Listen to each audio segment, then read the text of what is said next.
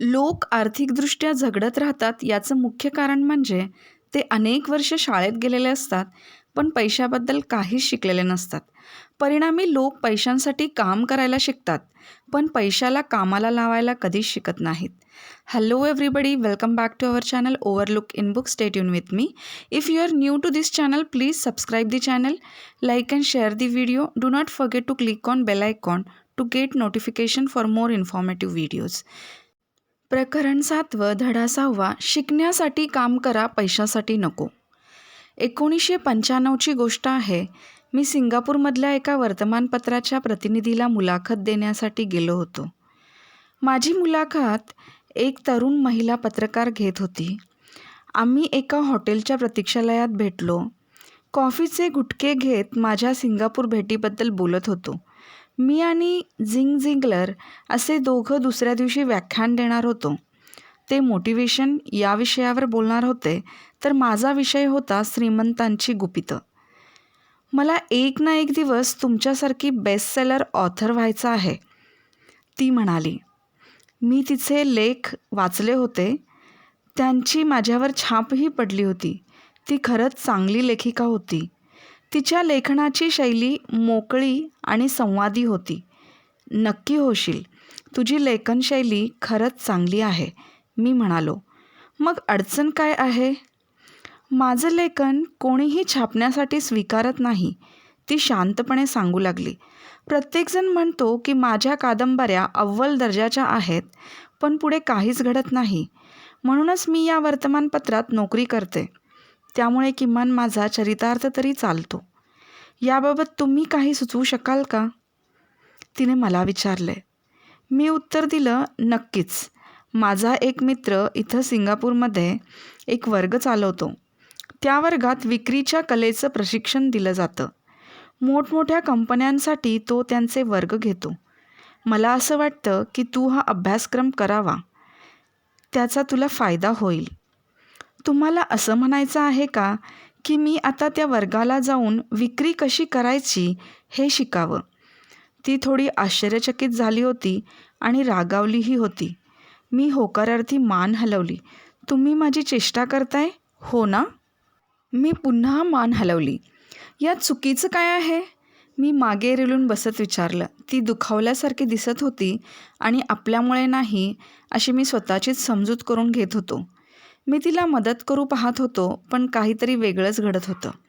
हे पहा, मी इंग्लिश साहित्यामध्ये पदव्युत्तर पदवी घेतली आहे. ती काय विक्रेता होण्यासाठी? मी आता ते शिकायला जाऊ का? मी एक व्यावसायिक आहे आणि मला ज्याची आवड आहे त्याविषयी मी शिकले आहे आणि शिकते आहे. मला काही विक्रेता व्हायचं नाही. त्या टेबलवर माझ्या एका बेस्ट सेलर पुस्तकाची प्रत होती. मी ती प्रत आणि त्याबरोबर तिच्या नोट्स उचलल्या. त्या नोट्सकडे बोट दाखवत मी विचारलं, तू हे पाहिलंस का? आपल्याच नोट्स पाहत ती म्हणाली, काय? ती गोंधळून गेली होती. मी पुन्हा एकदा तिच्याच नोट्सकडे बोट दाखवलं. तिनं त्या पॅडवर लिहिलं होतं, Robert Kiyosaki, best selling author. ते म्हणतात, बेस्ट सेलिंग ऑथर सर्वोत्तम लिहिणारा नाही, विकला जाणारा. तिचे डोळे विस्फारले. मी तिला म्हणालो, हे पहा, मी काही चांगला लेखक नाही. मी विक्रीची कला शिकलो आहे. तुझ्याकडे पदव्युत्तर पदवी आहे. तुला साहित्याची आवड आहे आणि तू लिहितेसही चांगलं. मग लिखाणाची कला आणि विक्रीची कला एक झाल्या तर बेस्ट सेलिंग आणि बेस्ट रायटिंग ऑथर मिळेल. माझं बोलणं ऐकून तिचा संताप कमी होण्याऐवजी जास्तच वाढला. तो तिच्या चेहऱ्यावर दिसत होता. मी इतक्या खालच्या पातळीवर कधीच येणार नाही. तुमच्यासारख्या लेखकांना लेखनाशी काहीच कर्तव्य नाही. मी साहित्याचाच विचार करते आणि तुम्ही विक्रेते आहात. हे काही चांगलं नाही. एवढं बोलून ती घाईघाईत निघून गेली. जाता जाता ती मला दुसऱ्या दिवशीच्या व्याख्यानासाठी एक विषय देऊन गेली होती. हे जग हुशार, बुद्धिमान, सुशिक्षित आणि काही ना काही अंगभूत कला असलेल्या लोकांनी भरलेलं आहे. अशी माणसं आपण रोज अवतीभवती पाहतो. काहीच दिवसापूर्वी मी एका गॅरेजमध्ये गेलो होतो. माझ्या कारमध्ये काहीतरी बिघाड झाला होता. गॅरेजमध्ये एक तरुण मेकॅनिक होता. त्यानं इंजिनच्या आवाजावरून गाडीतील गडबड ओळखली आणि काही मिनिटातच माझी गाडी त्याने दुरुस्त केली होती. हे एक दुःखद सत्य आहे. बुद्धिमान लोकांना मिळणारे कमी पैसे पाहून मला नेहमीच आश्चर्य वाटतं. कितीतरी डॉक्टर्स, दंतवैद्य हे आपल्या आर्थिक स्थितीशी झगडत असतात. कारण उत्तम सांपत्तिक स्थितीपासून ते फक्त एक कौशल्य मागे आहेत. याचाच अर्थ हा की बहुसंख्य लोकांना फक्त एक कौशल्य शिकण्याची गरज आहे. ते शिकल्यानंतर त्यांचं उत्पन्न खरंच उसळी घेऊन वाढेल. आर्थिक बुद्धिमत्ता हा अकाउंटिंग, मार्केटिंग, गुंतवणूक आणि कायद्याचं ज्ञान यांचा एकत्रित परिणाम आहे. या चारही गोष्टी शिकल्या तर पैशानं पैसा मिळवणं खरंच सोपं आहे. आपण जेव्हा पैशांचा विचार करतो तेव्हा बहुतेकांना एकच कौशल्य माहीत असतं, ते म्हणजे कष्ट करत राहा. वर्तमानपत्राची ती तरुण पत्रकार हे खरंच चांगलं उदाहरण आहे. ती जर विक्री आणि विपणनाची कौशल्य शिकली तर तिचं उत्पन्न खरोखरच नाट्यमय रीतीनं वाढेल. मी तिच्या जागी असतो तर जाहिरात, कॉपीरायटिंग आणि विक्री या विषयांची कौशल्य शिकून घेतली असती. नंतर वृत्तपत्रात काम करण्याऐवजी मी एखाद्या जाहिरात संस्थेत काम केलं असतं. पगार कमी झाला असता तरी अगदी थोड्या शब्दात आपलं म्हणणं लोकांपर्यंत कसं पोचवायचं ही अतिशय महत्त्वाची गोष्ट तिथं शिकता आली असती. नंतर मी जनसंपर्काच्या क्षेत्रातही काही काळ काम केलं असतं. एकही पैसा न मोजता आपली प्रसिद्धी कशी करायची आणि त्यातून लाखो डॉलर्स कसे मिळवायचे याचं कौशल्य तिथं शिकता आलं असतं. हे करता करता ती रात्रीच्या वेळी आणि विकेंडला आपली कादंबरी लेखन सुरू ठेवू शकली असती. लिखाण पूर्ण झाल्यानंतर मिळालेल्या कौशल्याचा उपयोग करून ती आपली पुस्तकं विकू शकली असती आणि थोड्याच काळात बेस्ट सेलिंग ऑथर झाली असती. मी जेव्हा पहिलं पुस्तक लिहिलं तेव्हा प्रकाशनानं नाव बदलण्याविषयी सुचवलं होतं. त्यांचं म्हणणं होतं की पुस्तकाचं नाव शिक्षणातील अर्थशास्त्र असं ठेवावं. मी ते स्पष्टपणे नाकबूल केलं.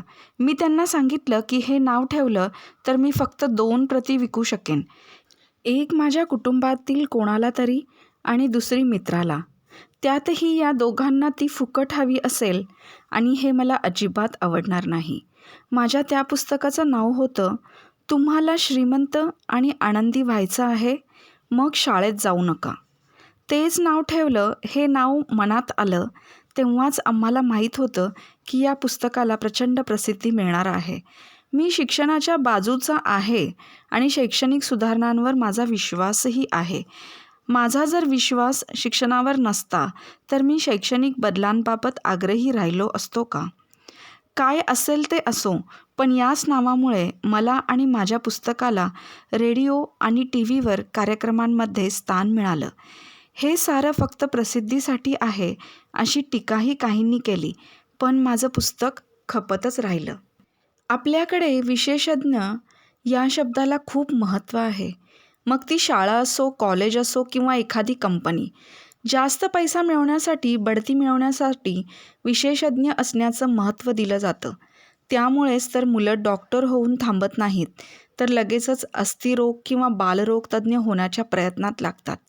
अकाउंटंट, वास्तुरचनाकार, वकील, पायलट आणि इतरांच्या बाबतीतही हाच नियम लागू होतो. माझ्या उच्चशिक्षित डॅडचा विशेषज्ञ होण्यावर खूप विश्वास होता. त्यामुळेच त्यांनी जेव्हा डॉक्टरेट मिळवली तेव्हा ते प्रचंड आनंदी झाले होते. जे लोक जास्तीत जास्त अभ्यास करतात त्यांना शाळा बक्षीस देते, या गोष्टीवर त्यांचा ठाम विश्वास होता. श्रीमंत डॅडनं मला याविरुद्ध विचार करण्यासाठी प्रोत्साहन दिलं. तुला प्रत्येक गोष्टीची थोडी थोडी माहिती असायलाच हवी, असं त्यांचं म्हणणं होतं. म्हणूनच मी त्यांच्याकडे असताना वेगवेगळ्या विभागात काम केलं. मी अकाउंटंट होणार नव्हतो, तरी त्या विभागातही काम केलं. श्रीमंत डॅडना हे माहीत होतं की तिथं काम करून मी त्यांचं परिभाषा आणि चूक बरोबरची समज उचलेन. तसंच झालं. त्याचबरोबर मी बसमधला सहाय्यक, बांधकामावरील कामगार, विक्री आणि विपणन या विभागांमध्ये काम केलं. ते मला आणि माईकला तयार करत होते. त्यामुळे आम्ही बँकर्स, वकील, अकाउंटंट आणि ब्रोकर्स यांच्यासोबत होणाऱ्या मीटिंग्जना हजर राहावं असा त्यांचा आग्रह असायचा. त्यांच्या साम्राज्याची प्रत्येक बाजू आम्हाला माहीत असायला हवी असं त्यांना वाटायचं. पुढे मला झेरॉक्स कॉर्पोरेशनमध्ये नोकरी मिळाली. मला विक्रीची कला अजिबात जमत नव्हती. त्यावेळी मी खूप बुजरा आणि लाजाळू होतो. आर्थिकदृष्ट्या सक्षम व्हायचं असेल, पुढे जायचं असेल तर विक्रीची कला शिक्षण अतिशय महत्त्वाचं होतं आणि झेरॉक्सकडे अमेरिकेतल्या सर्वात उत्तम असा विक्री प्रशिक्षण कार्यक्रम होता. मी ही नोकरी त्याचसाठी निवडली होती, केवळ फायद्यासाठी नाही. श्रीमंत डॅडना माझ्या या निर्णयाचा अभिमान वाटे, तर गरीब डॅडना दुःख. झेरॉक्समधील नोकरीमुळे तर ते शर्मिंदाच होते. ते बुद्धिमान होते आणि बुद्धिमान लोकांच्या दृष्टीनं विक्री करण्यासारखं हीन काम दुसरं नव्हतं. मी झेरॉक्समध्ये 4 वर्ष काम केलं. कोणाच्याही बंद दरवाजावर थाप मारणं, त्यांच्याशी बोलणं आणि त्यांच्याकडून नकार मिळवणं, अपमानही होणं याबाबतची माझ्या मनातील भीती पूर्ण नाहीशी होईपर्यंत मी हे काम करत होतो. ज्या क्षणी मी त्या भीतीवर मात केली त्या दिवशी राजीनामा दिला. त्यावेळी मी विक्री करण्यात अव्वल स्थानावर होतो. तरी हा निर्णय घेतला. मी पुन्हा एकदा एक अव्वल दर्जाच्या कंपनीतील उत्तम करिअर मागे सोडून पुढे निघालो होतो. लोक बिल भरण्यासाठीच काम करत राहताच माझे उच्चशिक्षित डॅड दरवर्षी पगारवाढीची वाट पाहायचे आणि दरवर्षी त्यांच्या पदरी निराशाच यायची. मग ते आपली योग्यता वाढवण्यासाठी आणखी काहीतरी शिकत. ते पूर्ण झालं की पुन्हा एकदा पगारवाढीची वाट पाहत आणि पुन्हा एकदा निराश होत. हे रोजचं काम तुम्हाला कुठे घेऊन जाणार आहे याची तुम्हाला तरी कल्पना आहे का? आपलं काम, आपली मेहनत आपल्याला कुठे घेऊन चालली आहे, यातून पुढे काय होणार आहे, भविष्यात काय वाढून ठेवलं आहे याचा विचार नको का करायला? ज्या प्रौढांना पैसे मिळवायचे आहेत अशांशी बोलताना मी नेहमी सांगतो की दूरचा विचार करा. पैसे आणि सुरक्षितता या गोष्टी महत्त्वाच्या आहेतच. मी त्यांना नाकबुलही करत नाही, पण त्याचबरोबर त्यांनी दुसरी नोकरी करून आणखीन एक कौशल्य शिकून घ्यावं असं मला वाटतं. त्यांनी नेटवर्क मार्केटिंग कंपनी किंवा ज्यात मल्टीलेवल मार्केटिंग असते अशा कंपन्यात काम करण्याचा मी सल्ला देतो. त्यांना जर विक्री कौशल्य शिकायचं असेल तर त्यांनी अशी कंपनी शोधावी जिचं जाळं देशभर पसरलेलं आहे. काही कंपन्यांचं प्रशिक्षण अतिशय चांगले असते. ते लोकांना अपयशाच्या आणि नाकारल्या जाण्याच्या भीतीवर मात करायला शिकवतात. याच 2 गोष्टी अपयशाचा पाया खोदत असतात. दूरचा विचार करता शिक्षण ही गोष्ट पैशांपेक्षा जास्त महत्त्वाची ठरते. आपलं आयुष्य हे व्यायाम करायला लागण्यासारखं आहे. त्यातला सगळ्यात अवघड भाग असतो तो व्यायाम करण्याचा निर्णय घेण्याचा.